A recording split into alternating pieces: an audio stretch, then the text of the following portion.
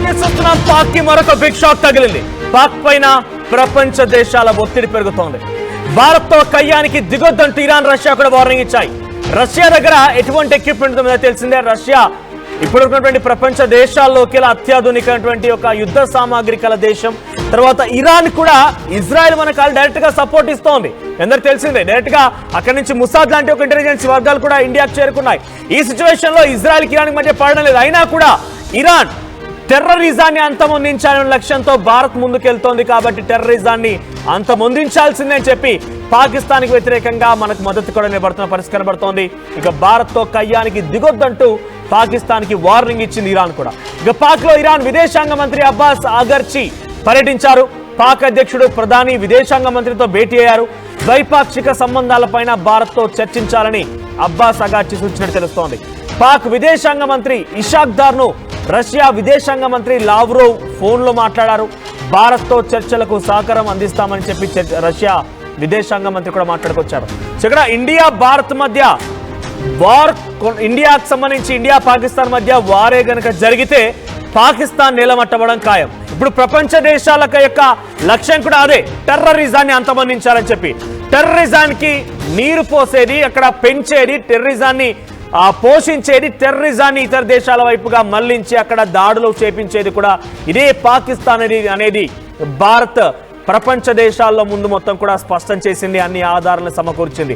ఇప్పుడు ఈ నేపథ్యంలోనే పాకిస్తాన్ని అందరూ కూడా టెర్రర్ కంట్రీగా చూస్తున్నారు. పాకిస్తాన్ని ఎవరు కూడా సహించడం లేదు. పాకిస్తాన్ని మీరు గనక భారత్తో యుద్ధానికి వెళ్లాల్సి వస్తే, ఏకంగా డొనాల్డ్ ట్రంప్ చెప్పుకొచ్చిందే, నేను పాకిస్తాన్కి ఇండియాకి సమాంతర దూరంలోనే ఉన్నానని చెప్పుకొచ్చారు. కానీ పాకిస్తాన్ గనక ఇండియా పైన దాడి చేసే అవకాశం గనక ఉంటే నేను డెఫినెట్ గా ఇండియా వైపు నిలబడతాను, ఇండియా వైపు నిలబడి పాకిస్తాన్ అంత చూస్తానని చెప్పుకొచ్చారు. రష్యా ఇప్పుడు అదే చెప్తోంది, ఇరాన్ అదే చెప్తోంది, ఇజ్రాయెల్ అదే చెప్తోంది. ఇలా ప్రపంచ దేశాల్లోకి వెళ్ళి 68 దేశాలు సుమారుగా భారత్ కి మద్దతుగా ఉంటే పాకిస్తాన్ ఒంటరైపోయింది. పాకిస్తాన్ కనీసం పాపం అనే వాళ్ళు కూడా లేరు. కానీ పాకిస్తాన్ ఏం ప్రొజెక్ట్ చేస్తుందో తెలుసా?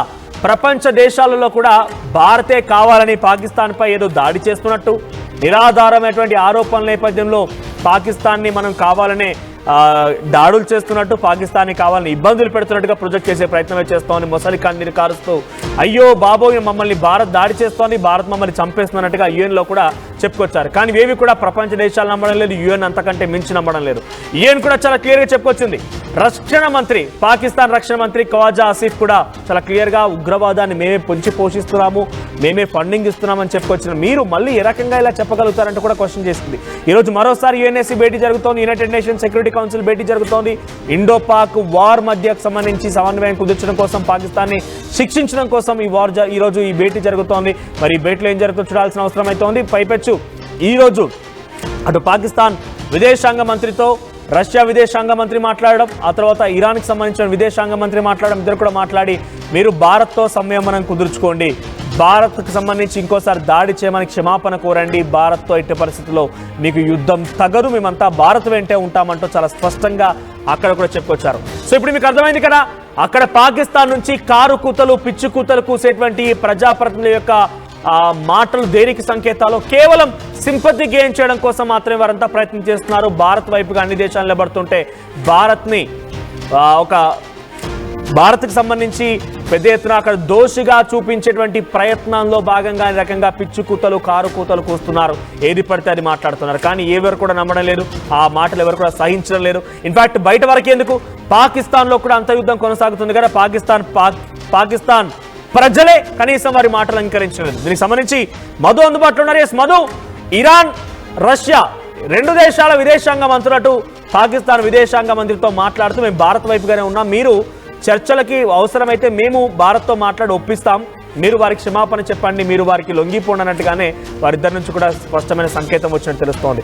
ఎలా చూడాలి, ఎలా ఉండబోతోంది? పాకిస్తాన్ నిజంగానే గనక చర్చలకు సిద్ధమనంటే భారత్ అంగీకరించే అవకాశం ఉందంటారా?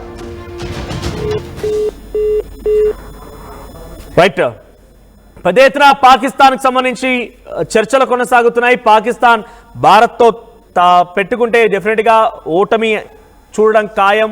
పూర్తిగా ముక్కలవ్వడం ఖాయం. ప్రపంచ మ్యాప్లో పాకిస్తాన్ లేకుండా ఉండడం ఖాయం. కాబట్టే ఇటువంటి కనుక జరిగితే డెఫినెట్గా కొంత ప్రపంచవ్యాప్తంగా కొన్ని ప్రభావాలు చూపించే అవకాశం ఉంది. దేశ విదేశాల్లో కూడా దీని ఎఫెక్ట్ చూపిస్తుంది. కాబట్టి ఈ నేపథ్యంలో కొంత చర్చలకి మేము భారత్ వైపే ఉన్నాం. చాలా క్లియర్గా వాళ్ళంతా చెప్తున్నది ఒకటే, భారత్ వైపే ఉన్నాం. కానీ మీరు కొరివితో తలగొక్కున్నట్టుగా అక్కడ మీరు వెళ్ళి భారత్తో పెట్టుకోకండి. భారత్ కనుక యుద్ధానికి దిగితే పాకిస్తాన్ పూర్తిగా ముక్కలవుతోంది. కాబట్టి పాకిస్తాన్ మేము మద్దతుగా, పాకిస్తాన్కి మేము మధ్యవర్తిత్వం వహిస్తాం. భారత్ దగ్గరికి వెళ్ళి క్షమాభిక్ష కోరండి, భారత్ని క్షమాపణ కోరండి, ఇటువంటి ఘటనలు ఇంకోసారి జరగకుండా చూసుకుంటామని చెప్పండి. భారత్తో ఆ మధ్యవర్తిత్వానికి మేము ముందుగా ఉంటామని చెప్పి అటు ఇరాన్కి సంబంధించినటువంటి విదేశాంగ మంత్రి అబ్బాసీ అగర్చి అంటున్నారు. పాక్ తో విదేశాంగ మంత్రి ఇషాక్ దార్తో రష్యా విదేశాంగ మంత్రి కూడా చెప్తున్నారు. ఎస్ మధు సిద్ధంగా ఉన్నారు. మధు, సో ఏంటి ఒక నిజంగానే కనుక ఇరాన్, రష్యా ఇలాంటి దేశాలు మీరు పాకిస్తాన్ భారత్తో పెట్టుకుంటే పాకిస్తాన్ ముక్కలవుతుంది, పాకిస్తాన్ ఏమాత్రం కూడా నిలబడడం సాధ్యం కాని విషయం. కాబట్టి మీరు తప్పు చేశారు, అరక్క దగ్గరికి వెళ్ళి క్షమాభిక్ష కోరండి, మేము భారత్తో చర్చలకు మేము మధ్యవర్తం వహిస్తామంటూ ఒకటి రష్యా ఇరాన్ చెప్తూ ఉంటే నిజంగా చర్చలకి భారత్ కూడా సిద్ధంగా ఉందనుకోవాలా? అంటే ఆ పాకిస్తాన్ వైఖరి అట్లా ఏం కనపడట్లేదు. ఎందుకంటే పాకిస్తాన్ కి సంబంధించిన విదేశాంగ శాఖ మంత్రి నిన్న ఇచ్చినటువంటి స్టేట్మెంట్, పాకిస్తాన్ మంత్రులు మాట్లాడుతున్న స్టేట్మెంట్స్ చాలా విరుద్ధంగా ఉన్నాయి. ఒకవైపు ఏమో మా పైన యుద్ధం చేయొద్దు భారత్, మాకు సంబంధం లేదు అని చెప్పి తప్పించుకునే ప్రయత్నం చేస్తూనే ఒకవైపు కవింపు చర్యలకు పాల్పడతా ఉంది. కానీ ఇతర దేశాల నుంచి పాకిస్తాన్ పైన ఒత్తిడి పెరుగుతా ఉంది. ఇలాంటి కవింపు చర్యలకు పోతూ కావాలని రెచ్చగొట్టి వ్యాఖ్యలు చేయొద్దు, కయానికి కాలు దువ్వొద్దు అనేటువంటిది ఇరాన్ గానీ రష్యా గానీ వార్నింగ్ ఇచ్చే ప్రయత్నం చేస్తా ఉంది. ఎందుకంటే ఆల్రెడీ రష్యా ఉక్రెయిన్ యుద్ధం కారణంగా ఎంత నష్టపోయాయో రెండు దేశాలకు తెలుసు. అటు ఉక్రెయిన్ గానీ రష్యా గానీ. రష్యా ఎంత పెద్ద దేశమైనా, ఎంత ఆర్థిక బలమైనటువంటి దేశమైనప్పటికీ కూడా యుద్ధం వల్ల జరిగేటువంటి నష్టం చాలా తీవ్రంగా ఉంటుంది. సో వీటన్నిటిని దృష్టిలో పెట్టుకొని ప్రస్తుతం అయితే వారికి హితబోధ చేస్తున్నారు. పాకిస్తాన్ బుద్ధి మారితేనేమో దీనిపైన కాస్త సాఫ్ట్ గా చర్చలు ఉండే అవకాశం ఉంది, లేదంటే మాత్రం కఠిన చర్యలు ఉండే అవకాశం ఉంటుంది. నిజంగానే పాకిస్తాన్ కనుక ఎస్ మాకు ప్రపంచ దేశాల నుంచి ఈ రకమైన రిక్వెస్ట్లు వచ్చాయి కాబట్టి భారత్ మేము ఎటువంటి గురదాడికి పాల్పడలేదు, అసలు వాళ్ళకి కాంక్రీట్ ఎవిడెన్సే లేదు, భారతే మా పైన ఈ రకంగా దాడి చేస్తుందని చెప్తున్నారు.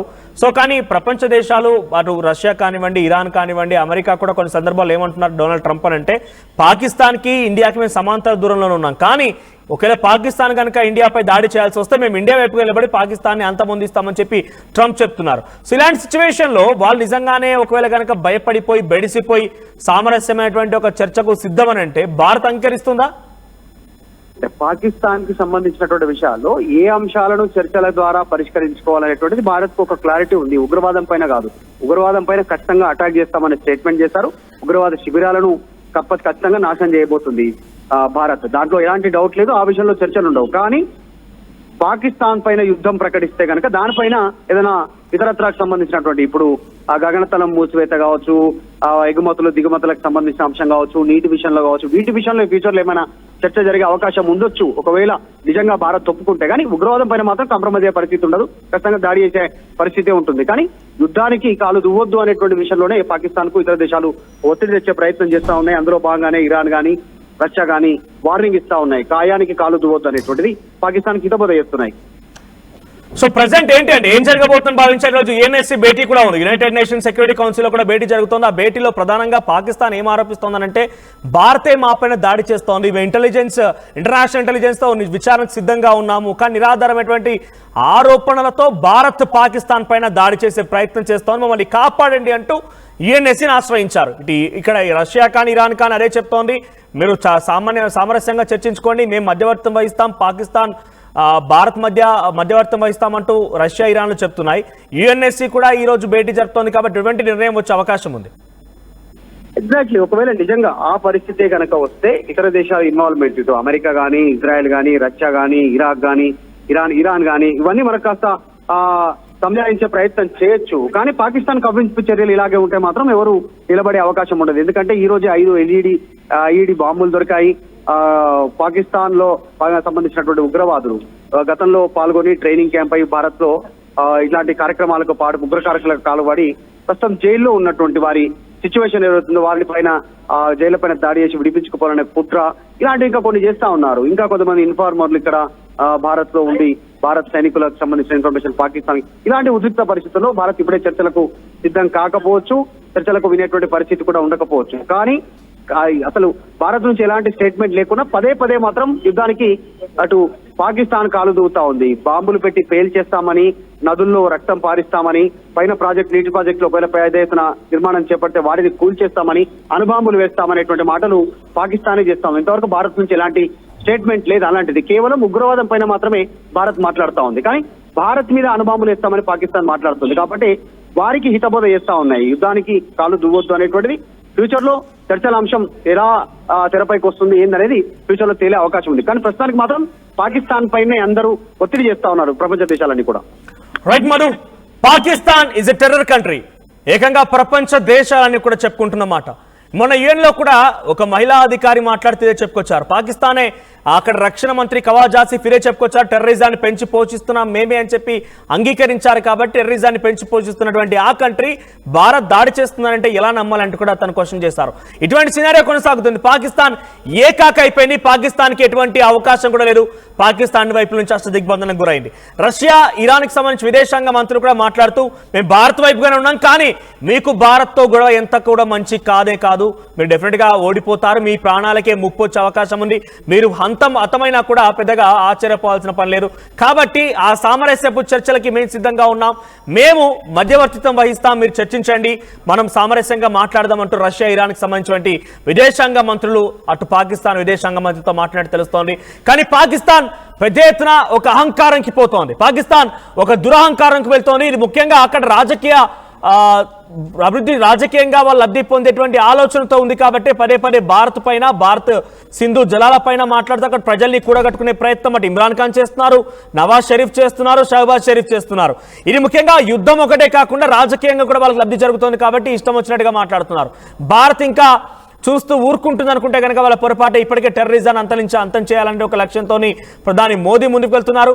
ఐడెంటిఫై, ట్రేస్, పనిష్, ఇవి ముఖ్యంగా ఆయన మాట్లాడిన మాటలు. సో అటువంటి నేపథ్యంలో ఎట్టి పరిస్థితుల్లో కూడా నిజంగా చర్చలకైతే భారత్ సిద్ధంగా లేదు. అది ఒకవేళ సింధు జల అగ్రిమెంట్ కోసం అయితే బహుశా చర్చించవచ్చు, ఇంకేదైనా కావచ్చు. కానీ టెర్రరిజాన్ని అంతమొందించే విషయంలో ఎవరు వచ్చినా కూడా చర్చలకు సిద్ధంగా లేదు. టెర్రరిజాన్ని అంతం చేయడమే లక్ష్యంగా ముందుకెళ్లబోతోంది భారత్. ఏదేమైనా కూడా పాకిస్తాన్ భయపడిపోయింది, పాకిస్తాన్ అల్లాడిపోతోంది, ఏం చేయాలో దిక్కుతోచని స్థితిలో తల్లు పట్టుకొని కూర్చుంది. చాలా మంది కూడా మరి భారత్ ఒకటే కాదు విదేశాల నుంచి కూడా హెచ్చరికలు వస్తున్న నేపథ్యంలో భయభ్రాంతులకు గురవుతూ ఏం చేయాలో దిక్కుతోచని పరిస్థితుల్లో అటు పాకిస్తాన్ ఉంది. సో ఇప్పటికైనా ఈ పాకిస్తాన్ కుక్కలు టెర్రరిజాన్ని మేము పెంచి పోషించామని క్షమాభిక్ష రష్యా అడిగినట్టుగాను, ఇరాన్ అడిగినట్టుగాను క్షమాభిక్ష కోరుతాయా, లేదంటే ఏం జరుగుతుందో చూడాల్సిన అవసరం అవుతుంది. కానీ భారత్ కూడా అంత ఈజీగా పాకిస్తాన్ ఈసారి మాత్రం వదిలే ప్రసక్తే లేదు. ఒకటి కాన్ఫిడెంట్ గా చెప్పొచ్చు, there will be no more Pakistan in future. ఇది మాత్రం చాలా కాన్ఫిడెంట్ గా చెప్పొచ్చు.